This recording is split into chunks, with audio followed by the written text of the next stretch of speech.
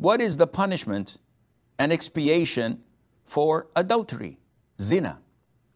Well, as for the punishment, there is a prescribed punishment in this life, and there is a prescribed punishment in the hereafter. Without doubt, fornication and adultery is one of the heinous and major sins in Islam. And Allah Azza wa Jal associated zina with shirk and murder, as in Surah Al-Furqan. However, the punishment differs. So if a person fornicates, this means that he is not married and was not married before. And this is sort of called in Islam as a virgin. So a man or a woman who has not married in their life, they're considered to be virgins. Even if they committed adultery or fornication many times, still, they're still classified as virgin. Because in Islam we have virgin and we have thayyib. A thayyib is a woman, usually a person, who is either married, has been married, whether divorced, widowed, or still married. He's considered to be a thayyib. In Islam, if a virgin commits fornication and that person, he or she, are caught or is caught red-handed, and red-handed means that 4 male Muslim witnesses saw the actual act and they can graphically describe what they had seen, specifically in detail. Or a person confesses. So it's one of the two. We don't refer to DNA. We don't believe in video footage. It has to be 4 eyewitnesses, male and Muslims, or a confession.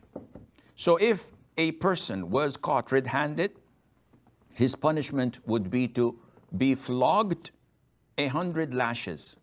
And this is only for a virgin. But if a person is not a virgin, a person is a thayyib, someone who is married or was previously married, divorced or widowed, then this person, if he or she commits adultery, the punishment, if caught red-handed, again with 4 witnesses or a confession, is to be stoned till death. And this is the only sin in Islam that the punishment is to stone. And nowadays, not a lot, but most Muslim countries refer to execution, their normal ways of execution, through decapitating or beheading that criminal. One would say, isn't stoning barbaric? The answer is no, because the one who mandated it is Allah Azza wa Jal.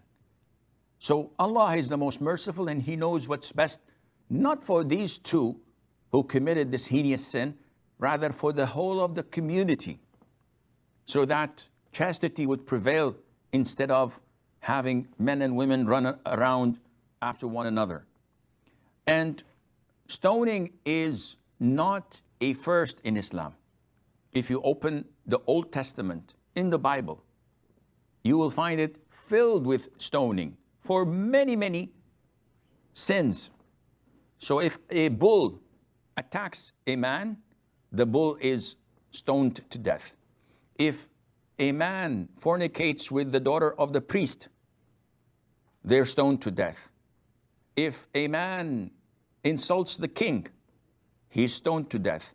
If a person is not obedient to his parents, the elders take him to the outskirts of the city and they stone him to death.